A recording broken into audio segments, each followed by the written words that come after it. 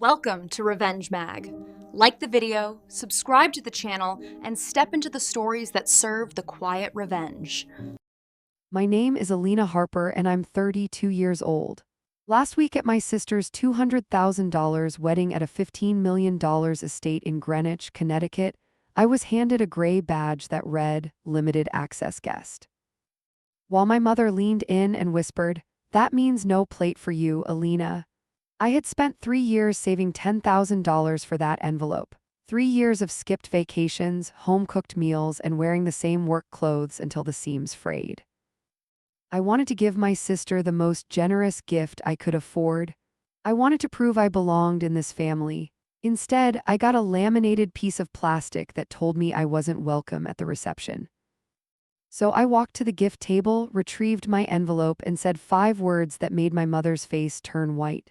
Before I tell you what happened next, please take a moment to like and subscribe, but only if this story resonates with you. Drop a comment telling me where you're watching from and what time it is there. But to understand why I did what I did, I need to take you back 6 months before that wedding. The Harper family looks perfect on paper. My father, Richard, is a retired mechanical engineer who spent 35 years at the same company. My mother, Margaret, worked as a bank teller before she decided that being a homemaker suited her better, especially once my sister started winning academic awards. And then there's Sophia, 3 years older than me, Harvard MBA, investment banker at a prestigious firm in Manhattan, the daughter who made my parents' Christmas cards worth sending. And me, I'm a mid-level accountant at a small logistics company in Queens. I live in a studio apartment that costs $1,800 a month and has a view of a brick wall. I went to community college, then transferred to a state university because my parents said they couldn't afford to send 2 daughters to expensive schools. Funny how they found the money for Sophia's down payment on her Upper East Side condo 3 years later. Growing up, I learned to measure love in square footage. Sophia's bedroom was twice the size of mine. Her closet had built-in shelves. Mine had a metal rod and 3 plastic hangers from the dollar store. When she graduated high school, my parents threw her a party with catered food and a live DJ. When I graduated, my mother said, "We'll do something small," and then forgot entirely. But the thing I remember most clearly is the photo on our living room mantel. It's a family portrait from 2015. My parents and Sophia standing in front of a Christmas tree, smiling like they just won the lottery. I'm not in it. My mother said the frame was too small to fit all 4 of us, so they cropped me out. I spent years telling myself it didn't mean anything. I was wrong. The first time I truly understood my place in this family, I was 18 years old. It was June 2009, my high school graduation day. I'd spent 4 years working toward that moment. Honor roll every semester. Volunteer hours at the local library, a part-time job at a frozen yogurt shop so I could buy my own prom dress. I wasn't valedictorian, but I was proud of what I'd accomplished. The ceremony started at 2:00 in the afternoon. I walked across that stage at 2:47 p.m., shook the principal's hand, and received my diploma. I smiled for the camera even though I knew no one in my family was behind it. My parents weren't there. They were 300 miles away taking Sophia on a campus tour at Columbia University. She was a junior in college and thinking about graduate school. My mother said Sophia's future is time-sensitive. You'll have other graduations. I never did. The only person in that auditorium who came for me was my Aunt Claire, my mother's younger sister. She drove 2 hours from her flower shop in Hartford to sit in the 3rd row and cheer when my name was called. Afterward, she took me to dinner at a little Italian restaurant and gave me a card with a $100 bill inside. "Your mother did the same thing to me once," she said quietly, cutting into her chicken parmesan. "When I got engaged, she was too busy helping your grandmother reorganize her china cabinet to come see the ring." I didn't know what to say. Aunt Claire reached across the table and squeezed my hand. "You're not missing anything, Alina. They just don't know how to see you yet. But I've spent 15 years waiting for them to see me, and I'm starting to think they never will." 6 months before the wedding, my phone buzzed with a text from our family group chat, a group chat I was added to but rarely spoken. Sophia had attached a photo of her left hand, a 3-carat cushion cut diamond glittering against a backdrop of what looked like a rooftop restaurant in Manhattan. The message read, "Benjamin proposed, wedding planning starts now." Benjamin Caldwell, I'd met him exactly twice. Once at a family dinner where he spent the entire meal talking about his golf handicap, and once at Sophia's birthday party where he didn't acknowledge me at all. His family was old money Greenwich, Connecticut. His father was a retired hedge fund manager and his mother sat on the boards of 3 different charitable foundations. The kind of people who summered as a verb. My mother's response came within seconds. "My baby, this is the happiest day of my life." My father sent a thumbs up emoji. I typed and deleted 3 different messages before settling on, "Congratulations, Sophia, I'm happy for you." No one responded. 2 weeks later, the invitation arrived. Thick cotton paper, at least 600 g. The lettering was embossed in gold with a custom monogram featuring intertwined S's and B's. A small insert informed guests that the wedding would be held at the Caldwell family estate, and that accommodations at a nearby hotel had been reserved at a discounted rate of $450 per night. I held that invitation in my hands and made a decision. This time would be different. I would give Sophia the most generous gift I could afford. I would prove to my parents that I was just as valuable as my sister. I started a savings account the next day. I called it Wedding Fund. I didn't know that my mother had other plans. It took me 3 years to save $10,000. That might not sound impressive to some people, but when you make $52,000 a year before taxes and live in New York City, every dollar counts. I stopped going out to lunch. I made coffee at home instead of buying it. I didn't take a single vacation, not even a weekend trip to somewhere cheap. When my winter coat started falling apart, I sewed the lining back in myself instead of buying a new one. I wanted to give my sister something meaningful, something that proved I wasn't the family disappointment they thought I was. 3 weeks before the wedding, I went to my bank and requested a cashier's check for $10,000. The teller, a young woman with kind eyes, asked if I wanted it in an envelope. I said yes. Then I went home to my tiny studio apartment and wrote a letter to my sister. "Dear Sophia, congratulations on your wedding. I know we haven't always been close, but I hope this gift helps you and Benjamin build a beautiful life together. Wishing you all the happiness in the world. Love, Alina." I put the check and the letter in the envelope, sealed it, and wrote both our names on the front. Then I took a photo of everything. The envelope, the check, the letter, and saved it to a folder on my phone. I don't know why I did that. Maybe some part of me already suspected what was coming. That same night my mother called. Her voice was bright and artificial, the way it always got when she wanted something. "Alina, have you bought your gift yet? I was thinking you could send the money to me now and I'll combine it with our gift for the card." I paused. "I'd rather give it myself, Mom, at the wedding." Silence, then fine, whatever you want. She hung up without saying goodbye. The signs were there. I just didn't want to see them. 2 months before the wedding, Sophia hosted her bridal shower at the plaza. I wasn't invited to help plan it. That honor went to her 4 best friends from business school and 2 cousins from my mother's side. Cousins I'd met maybe 3 times in my entire life. Cousins whose families had money. I was seated at a corner table with people I didn't know. Friends of friends, the kind of guests who get invited because the room needs to look full. During the champagne toast, my mother stood up and talked about Sophia's accomplishments. Harvard, her career, her brilliant future husband. She spoke for 7 minutes. She didn't mention me once, not even a thank you to Alina for being here. But the moment I'll never forget happened in the bathroom. I'd stepped away to fix my makeup. I'd been crying a little, not that anyone noticed when I heard voices from one of the stalls. My mother and my Aunt Harriet whispering, "Thank God you didn't make her a bridesmaid." Aunt Harriet said, "Can you imagine? The Caldwells would have asked what she does for a living." And then what? My mother laughed. It was a light, airy sound. I know, Sophia understood immediately. Benjamin's mother is very particular about appearances. We can't have anything distracting. I stood frozen in front of the mirror. My reflection stared back at me.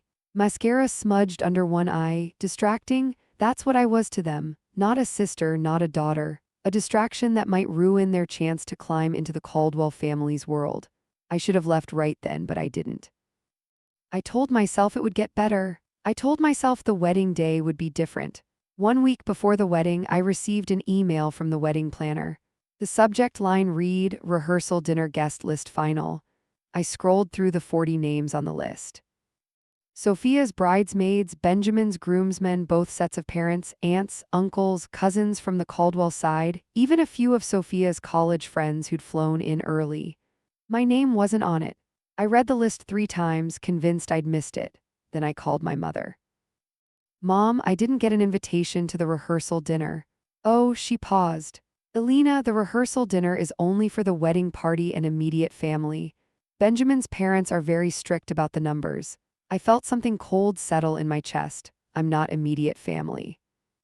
You know what I mean? It's not personal. The Caldwells are hosting and they have a lot of important people to accommodate. There's simply no room. I pulled up the email again.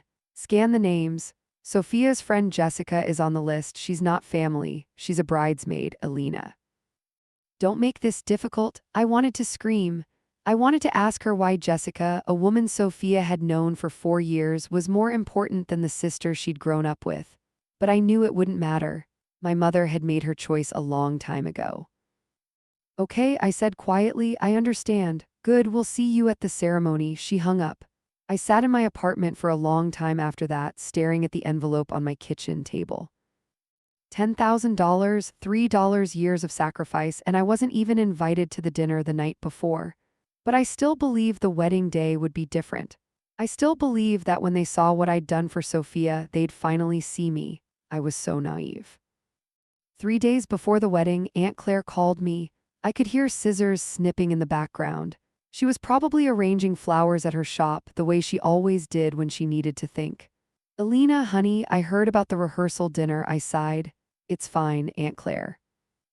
It's just logistics. It's not logistics." Her voice was sharper than usual. "It's your mother being your mother, and I need to ask you something important. Do you really want to go to this wedding?" The question caught me off guard. "Of course I do. Sophia's my sister." "Sophia is your sister?" Aunt Claire agreed, "but that doesn't mean she acts like one. And Margaret," she stopped herself, "your mother and I grew up in the same house. Alina, I know exactly what she's capable of." "What do you mean?" Aunt Claire was quiet for a moment. "Then at your mother's wedding, I was seated at the last table next to the caterer station. She introduced me to your father's family as my sister, the one who arranges flowers. Not by name, not as family, just the one who arranges flowers." I didn't know what to say. "Your mother doesn't hate you, Alina. She just doesn't see you as useful to her plans. And right now, her plan is to impress the Caldwell family. You don't fit that picture. So what should I do?" "That's not for me to decide." I heard her set down the scissors. "But I want you to know something. I'll be at that wedding, and if anything happens, anything at all, you won't be alone." I felt tears prick my eyes. "Thank you, Aunt Claire. Family isn't about blood, sweetheart. It's about who shows up, remember that." I didn't know how much I'd need those words.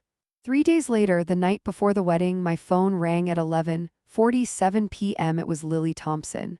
We'd been best friends since college, and by some strange coincidence, her event planning company had been hired to coordinate Sophia's wedding. She tried to stay professional about it, keeping our friendship separate from her work. But that night, her voice was shaking. "Elle, I need to tell you something and I need you to stay calm." I sat up in bed. "What is it?" I was reviewing the seating chart tonight. "Final check before tomorrow." She paused. "Your name was on table 3 2 weeks ago. Family of the bride, but when I look today, it's been crossed out with a pen and there's a note next to it." My heart started pounding. What does the note say?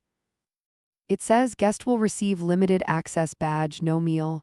I couldn't breathe. Who wrote it? I don't know for sure, but I recognized the handwriting. L. Lily's voice dropped. "It looks like your mother's." The room started spinning. No meal, limited access.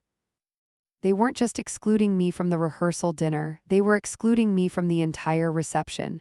"Lily, are you sure?" I took a photo of the note. "I'm sending it to you now." My phone buzzed. I opened the image and stared at the familiar handwriting.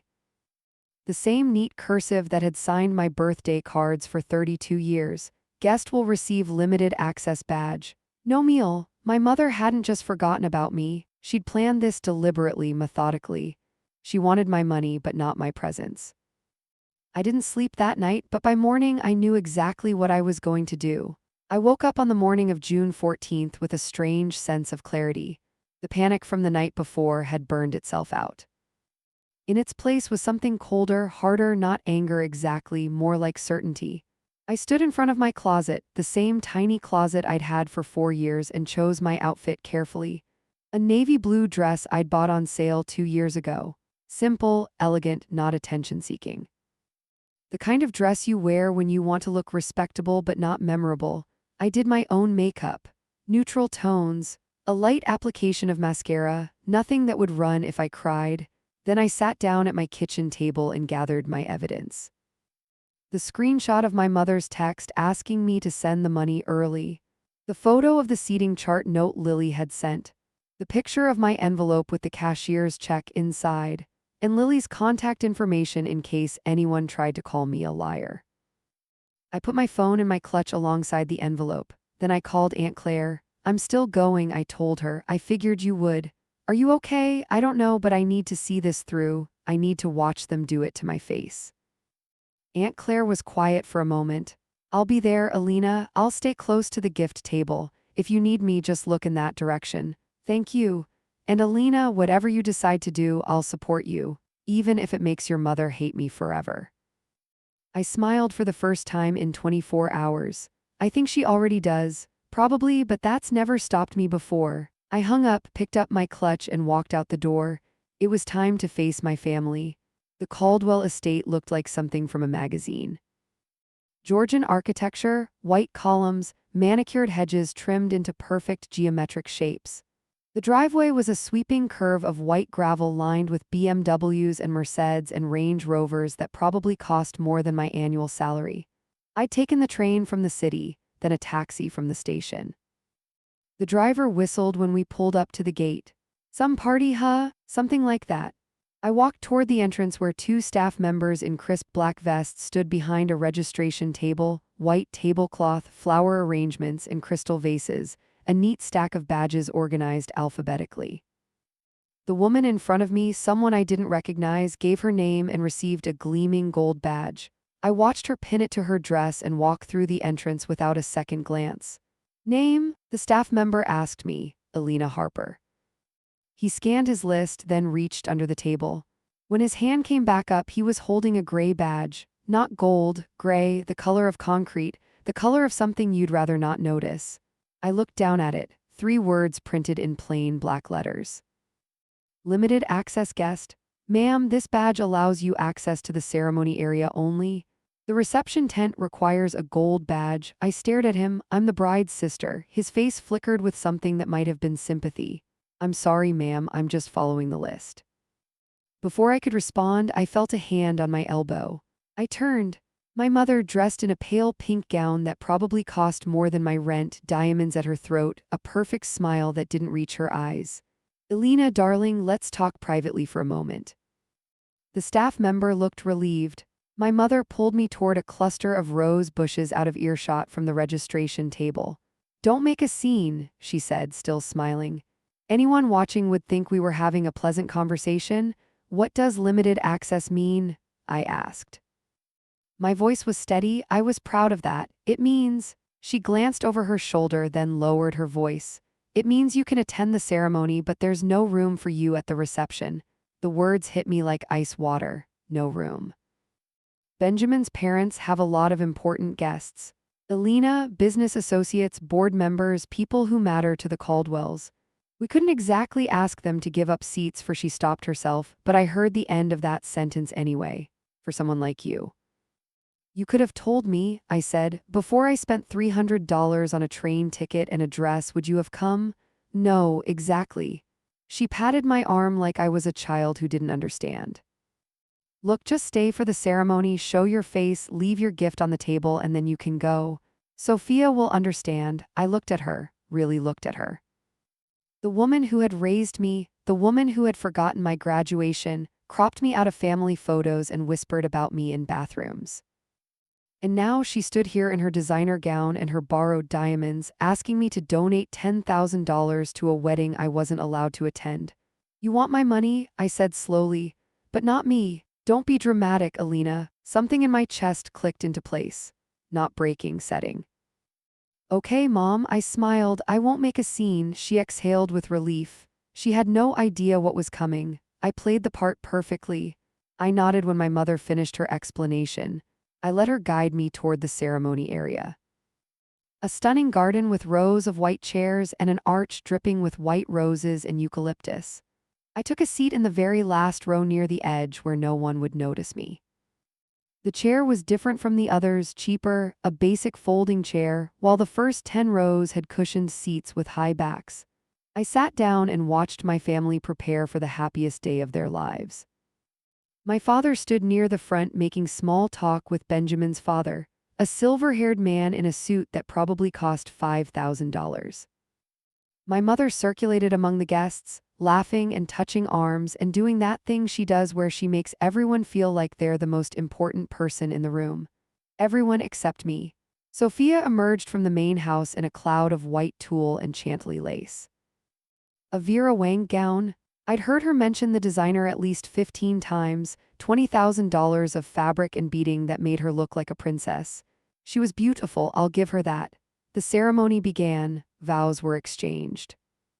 Tears were shed, mostly by my mother, who dabbed at her eyes with a monogrammed handkerchief.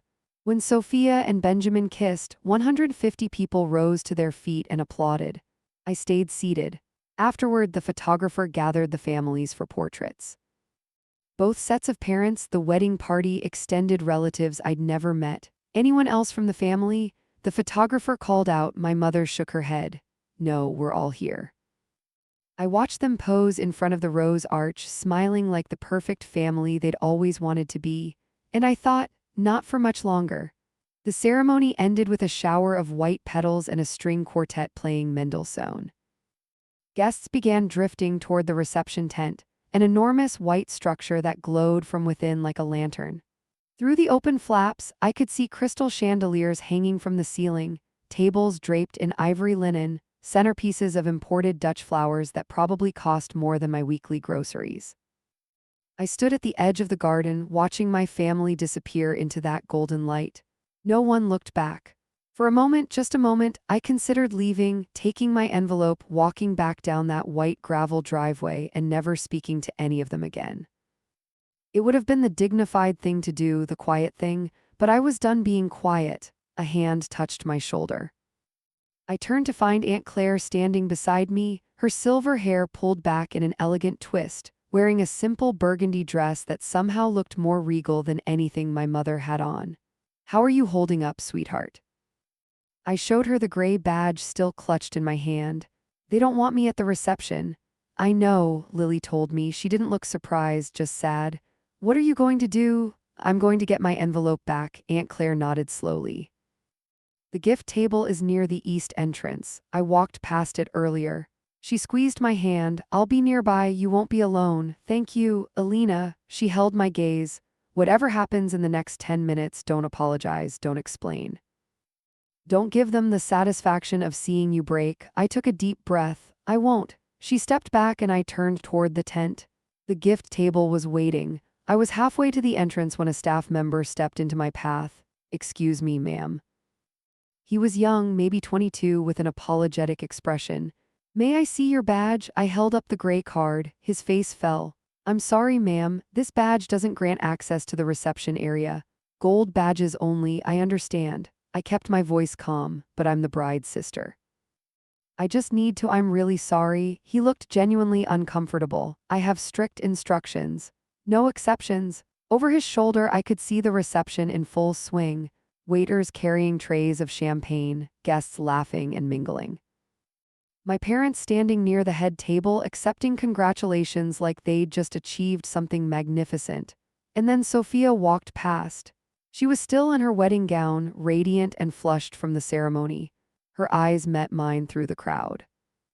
For one single second, I thought she might stop, might tell the staff member to let me through, might remember that I was her sister before I was an inconvenience. Instead, she looked away and kept walking. She didn't even slow down. The staff member shifted awkwardly. "Ma'am, if you'd like to wait outside, I can, it's fine."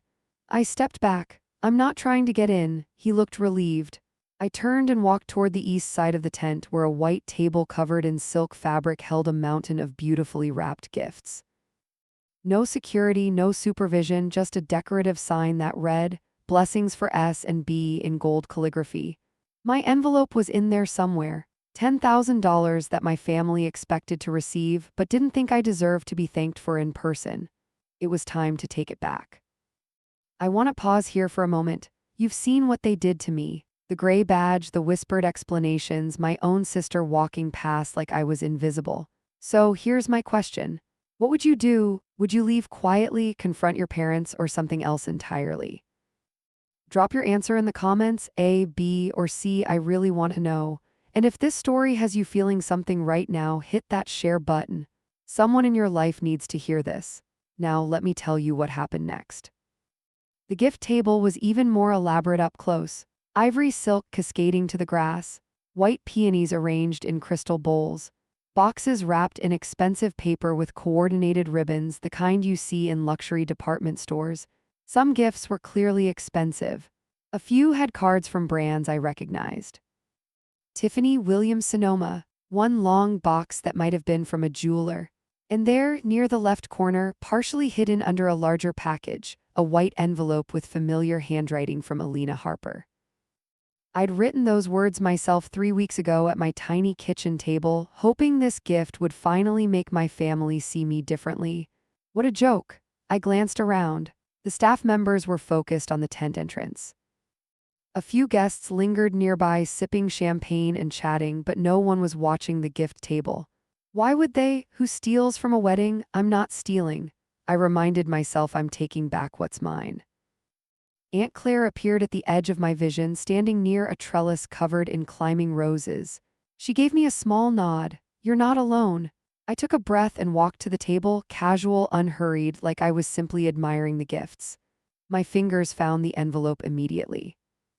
The paper was slightly crinkled at one corner. Someone had picked it up, looked at it, and put it back down. Probably whoever organized the display. They'd seen my name. They knew I'd given generously. But they'd still decided I didn't deserve to be there when Sophia opened it.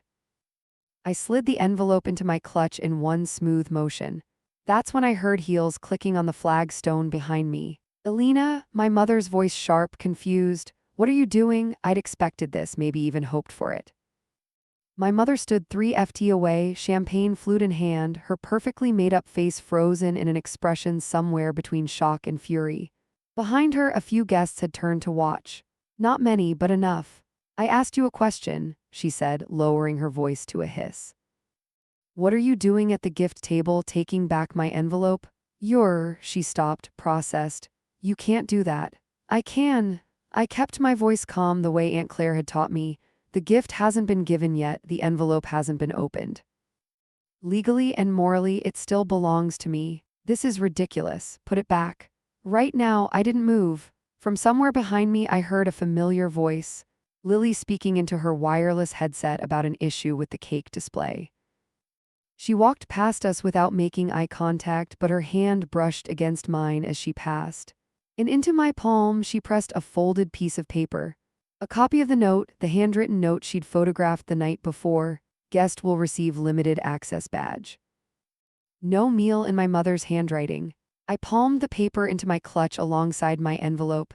Evidence, confirmation, proof that this wasn't an oversight or a mistake. My mother had planned this from the beginning. "Margaret," a woman's voice interrupted us.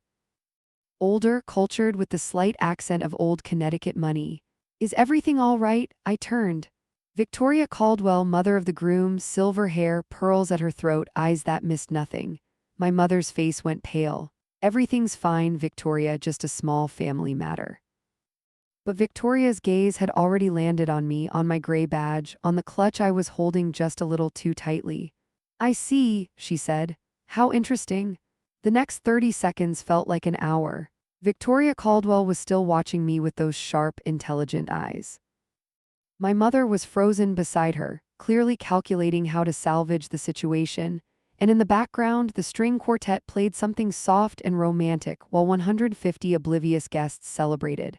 I looked at the gray badge still hanging from my dress. Then at the tent, golden and glowing, full of people who'd been told I wasn't important enough to sit with them. My mother took a step toward me. "Alina, please don't do this here. Not today. Why not today? Because it's your sister's wedding. Is it?" I tilted my head. "Because from where I'm standing, it looks more like your wedding. Your chance to impress the Caldwells. Your opportunity to prove the Harper family belongs in their world." Victoria's eyebrow rose almost imperceptibly. "That's not fair," my mother said. "Fair," I almost laughed. "You asked me for my gift money 3 weeks ago. You wanted it early so you could combine it with yours so Sophia would think the generosity came from you. When I said no, you decided to punish me. That's not you crossed my name off the seating chart. You gave instructions for me to receive a limited badge. You made sure I couldn't even sit down to eat at my own sister's wedding." My mother's face had gone from pale to gray. Victoria Caldwell hadn't said a word, but her expression had shifted into something cold and evaluative. "I have the note, Mom." I patted my clutch. "Lily found it. Your handwriting, your instructions, no meal." For the first time in my life, I watched my mother run out of words. And that's when Sophia appeared at the tent entrance. What the hell is going on? The crowd parted for my sister like she was royalty. Sophia swept toward us in a cloud of white tulle, her face flushed with what I initially thought was joy but quickly recognized as rage. Benjamin trailed behind her, looking confused. Several guests had stopped their conversations to watch. "Alina." Sophia's voice was ice. "What are you doing at my gift table?" I pulled the envelope from my clutch and held it up so everyone nearby could see. "This is my gift to you. A cashier's check for $10,000. A murmur rippled through the watching guests. 10,000 was a significant sum even for this crowd. "I saved for 3 years," I continued, keeping my voice steady. "I skipped vacations. I bought my coffee at home. I wore the same coat for 4 winters because I wanted to give you something meaningful. Because I thought maybe this time you'd treat me like family." Sophia's expression flickered. Surprise, maybe, or discomfort. "Alina, this isn't," but I wasn't invited to the rehearsal dinner. I wasn't allowed to be a bridesmaid, and when I arrived today, I was given this. I held up the gray badge with my free hand. "Limited access. No meal. Your own sister wasn't allowed to eat at your wedding." The murmuring grew louder. I could see guests exchanging glances. This wasn't supposed to happen at a wedding like this. That was Sophia looked at our mother. That was for space reasons. Benjamin's parents had so many guests. Mom wrote the note herself. I met my sister's eyes. She put it in the seating chart, her handwriting, her decision. She wanted my money, but she didn't want me. Victoria Caldwell stepped forward. "Is this true, Margaret?" The color drained from my mother's face completely. I've never seen my mother look so small. She stood there in her expensive dress and her borrowed diamonds, surrounded by the very people she'd been trying so desperately to impress, and she had no idea what to say. "Victoria, I can explain. I'd love to hear it." Victoria's voice was polite but sharp enough to cut glass. "Because, from what I'm understanding, you denied your own daughter a seat at her sister's wedding while still expecting her financial contribution." It's not, it wasn't like that." "Then what was it like, Margaret?" My mother's mouth opened and closed. No sound came out. More guests had gathered now. The string quartet had stopped playing. Even the wait staff had paused to watch. Benjamin stood beside Sophia, looking like he wanted to be anywhere else on earth. Sophia grabbed my arm. "Alina, stop this. You're ruining everything." I pulled free. "I'm not ruining anything. I'm taking back something that belongs to me. You can't just." "I can." I held up the envelope one more time. "This check hasn't been deposited. This gift hasn't been given. And after everything you've done, everything you've let Mom do, I'm keeping it. You're being ridiculous." "No." I looked at my sister. Really? Looked at her, maybe for the first time. For 32 years, I've been the one who's ridiculous. Believing that if I just tried harder, loved harder, gave more, you'd finally see me as equal. But you never did, and you never will. I slid the envelope back into my clutch. "So I'm done trying." I turned to walk away, but my mother's voice stopped me. "Alina Harper, if you walk out of here, you're no longer part of this family." I turned back. "Mom," I said quietly, "I never was." The silence that followed was deafening. 150 people stood frozen in a perfect tableau. Champagne flutes raised, conversations abandoned, all eyes fixed on the scene unfolding by the gift table. I could see their expressions shifting from curiosity to shock to something that looked almost like respect. My mother broke first. "You ungrateful, selfish Margaret." Victoria Caldwell's voice cut through like a blade. "Perhaps this isn't the moment." My mother whirled toward her. "Victoria, please, you don't understand. I understand perfectly."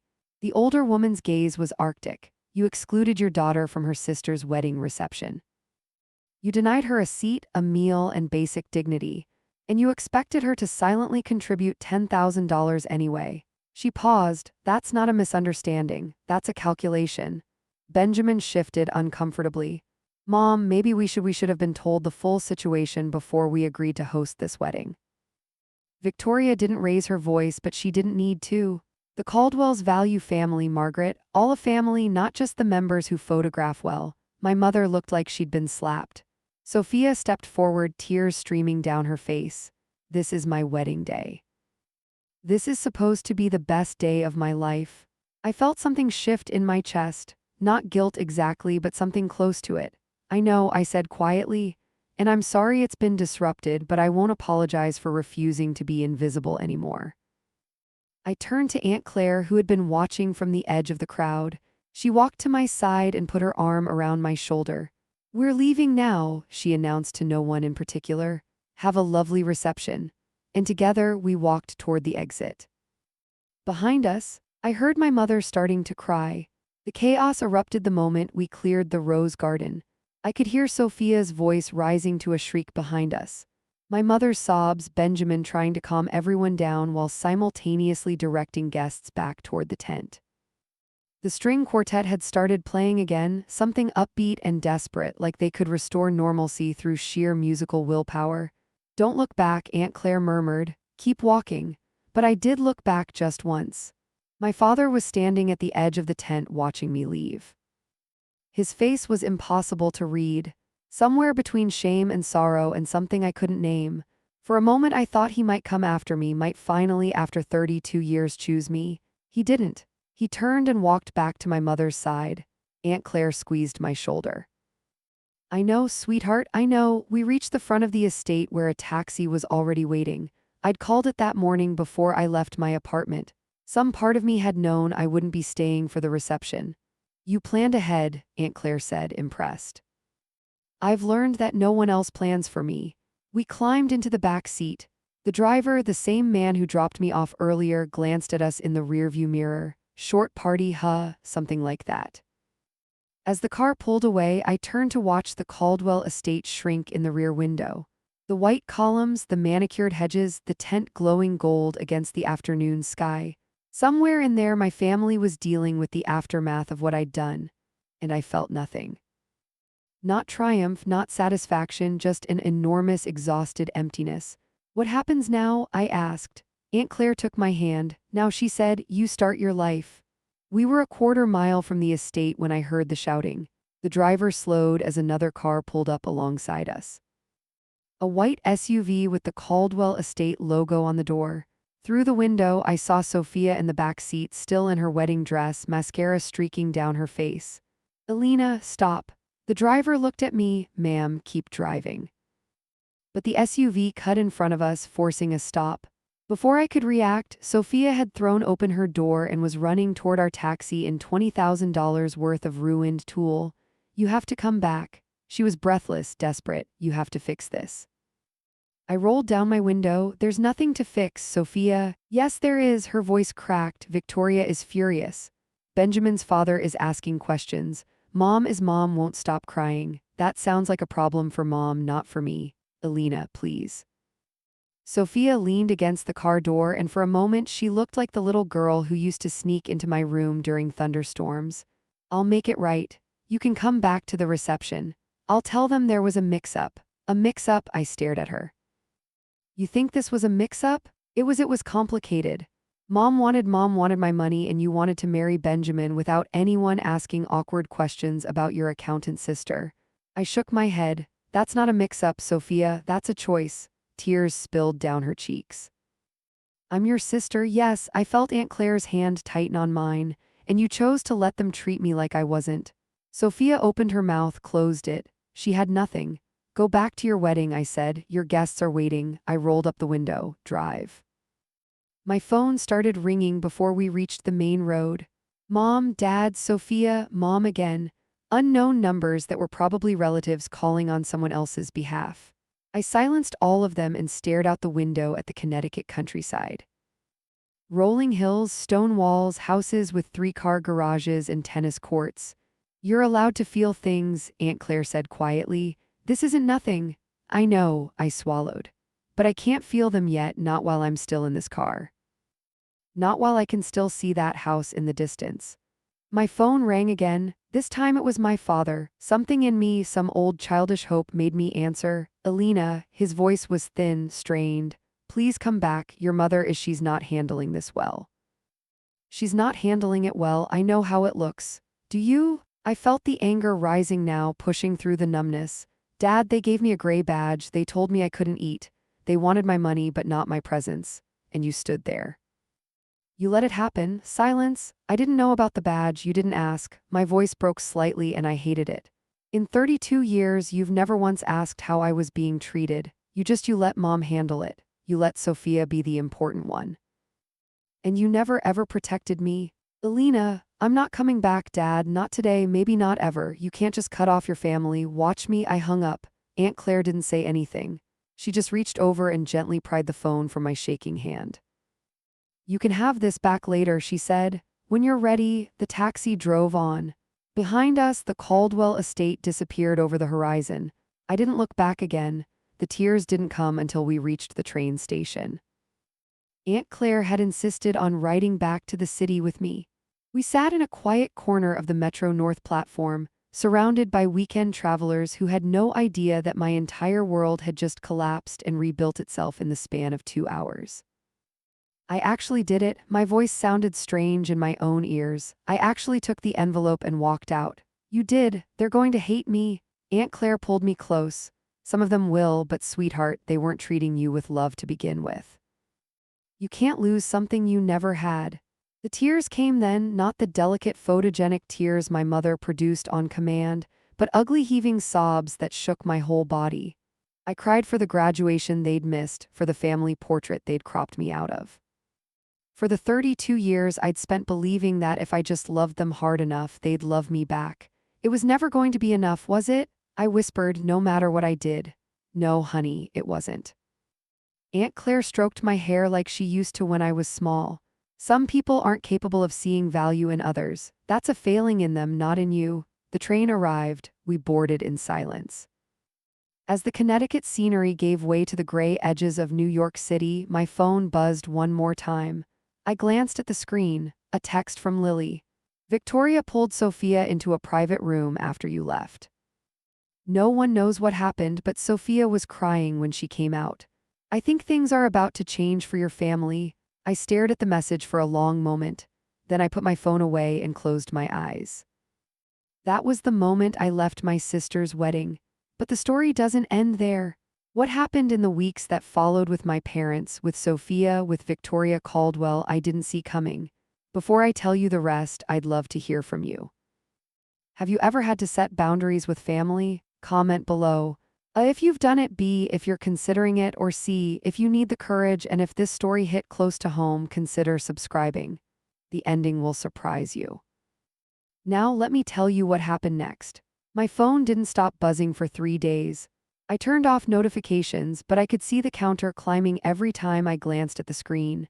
Missed calls, 47, texts, over 100, voicemails that I couldn't bring myself to listen to.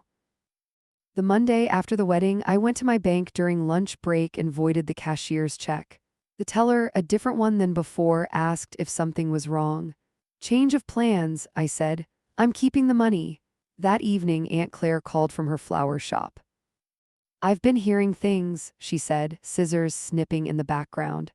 Victoria Caldwell had a very long conversation with your mother after you left. Your mother called me this morning to blame me for encouraging you. What did you say? I told her I didn't encourage anything. You made your own choice. A pause. I also told her that if she'd treated you with basic dignity, none of this would have happened. How'd she take that? She hung up on me, so about as expected. What about Sophia? Aunt Claire's voice softened. From what I hear, the honeymoon has been tense. Victoria said something to Sophia privately. No one knows exactly what, but apparently there have been tears. Benjamin's been trying to smooth things over, but Victoria as well. She's Victoria. She doesn't forget. I processed this in silence. Part of me wanted to feel vindicated, but mostly I just felt tired. What do I do now? I asked. You move forward, sweetheart. You've spent 32 years waiting for them to change. Now you stop waiting. I looked around my tiny studio apartment. The cramped kitchen, the view of the brick wall, the empty envelope holder on my desk. I think I can do that. 2 weeks after the wedding, 3 things happened. First, my promotion came through. I'd been working towards senior accountant for almost 2 years, and the timing felt almost cosmic. My boss, a practical woman named Margaret who had no patience for drama, called me into her office on a Tuesday afternoon. You've earned this, Alina. Whatever's going on in your personal life, you've never let it affect your work. She slid a folder across her desk. 12% raise, new title, you start next month. I thanked her and managed not to cry until I reached the bathroom. Second, my mother left a voicemail. I'd been deleting them unheard, but something about this one made me pause. Her voice was different. Not the sharp, controlling tone I was used to, but something thinner, almost fragile. Alina, I know you're not listening to these, but I need you to know that Victoria spoke to me about family, about how we treat each other. A long pause.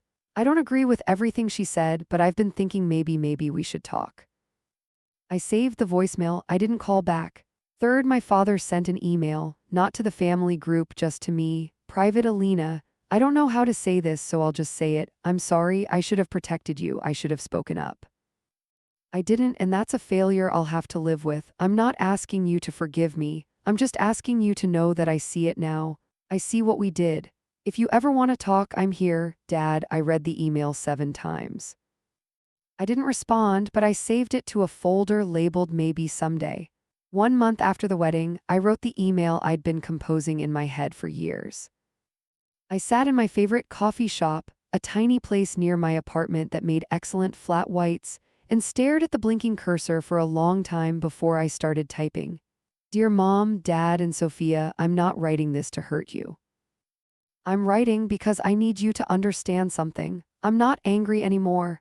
Anger takes energy, and I've spent too many years giving my energy to people who didn't value it. What I feel now is something closer to clarity. For 32 years, I tried to earn a place in this family. I was quiet when I should have spoken up. I gave when I should have held back. I accepted treatment that I would never have tolerated from strangers because I believed that family meant enduring pain. I was wrong. Family means choosing each other. It means showing up even when it's inconvenient. It means treating someone with dignity especially when no one is watching. You didn't choose me and I can't make you, but I can choose myself. And that's what I'm doing now. This isn't a door closing, it's a door that finally has a lock. If any of you ever want a real relationship, one built on respect, not obligation, you know how to reach me. Until then, I wish you well. I genuinely do. Alina, I see, said Aunt Claire. Then I hit send. The responses came within hours. My mother's was defensive, Sophia's was tearful, my father's was 2 words, I understand. I didn't reply to any of them. Instead, I finished my coffee, paid my bill, and walked out into the autumn sunshine. I had a life to build. 6 weeks after the wedding, I moved into a new apartment, 1 bedroom, actual closet space, a window that looked out onto a small park instead of a brick wall. The rent was higher, but I could afford it now. Partly because of my promotion and partly because I had $10,000 that wasn't going anywhere else. Aunt Claire drove down from Hartford to help me unpack. We spent the whole day arranging furniture, hanging curtains, and arguing about the best placement for the small succulent collection I'd started. This one needs more light, she said, holding up a particularly stubborn echeveria, and this corner gets good afternoon sun. Trust me, I've been growing things for 40 years. I let her win that argument. Around sunset, we took a break and sat on my new balcony with glasses of cheap wine. Below us, children were playing in the park while their parents scrolled through phones on benches. Normal life, ordinary joy. I brought you something, Aunt Claire said. She handed me a framed photograph. Me at my high school graduation, clutching my diploma and smiling despite the tears in my eyes. I remembered that moment. It was right after the ceremony, right after I'd realized my parents weren't there. You kept this? I've had it on my desk for 15 years. She smiled.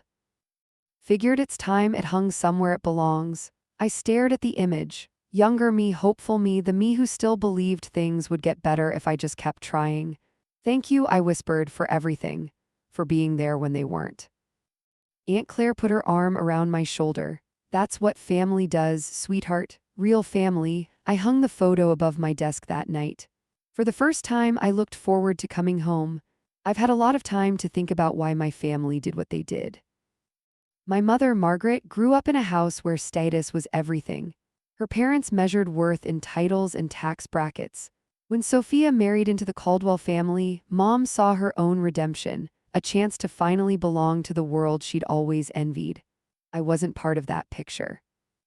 Not because she hated me, but because I didn't fit her vision of who the Harpers could become.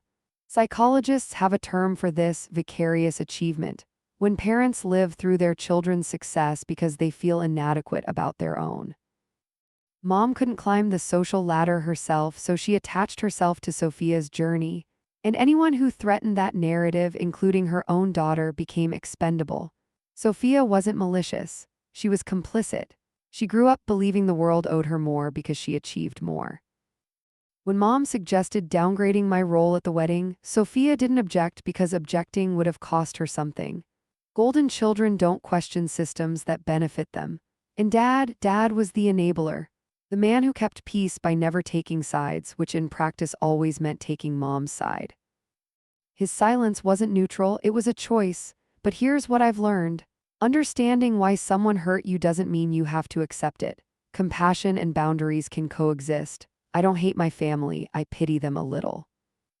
They're trapped in a house built on conditional love, and they can't even see the walls, but I'm not trapped anymore. If you're watching this and you've been waiting for permission to stop accepting less than you deserve from family, from partners, from anyone, consider this your sign. You are allowed to love people and still walk away from them. You are allowed to protect your peace. You are allowed to choose yourself, and you are never ever obligated to stay at a table where you're not fed. Thank you for staying with me until the end. If this story helped you feel less alone, drop a comment. If you've set boundaries with family, B, if you're working toward it, or C, if you needed to hear this today. I read every single one. And if you want more stories like this, subscribe and tap the bell. There's a new one waiting for you in the description right now. Until next time, take care of yourself. No one else will do it the way you. If this story hit home for you, whether it's the sting of being underestimated, the sweet rush of quiet success, or the messy fallout of family expectations, thank you for staying with me until the end. Also, please hit that subscribe button on the Revenge Mag right now so you never miss the next story that might feel like it was written just for you. Check the description below for links to other videos. There are more tales of underdogs turning the tables, family twists, and hard-won victories waiting for you. Drop your thoughts in the comments, and if you've got your own story of being written off, proving them wrong, or navigating that complicated sibling dynamic, share it below. I read every single comment and I'll reply to all of them. Your stories matter, and sometimes seeing you're not alone is the most powerful part. See you in the next one. Take care of yourselves out there.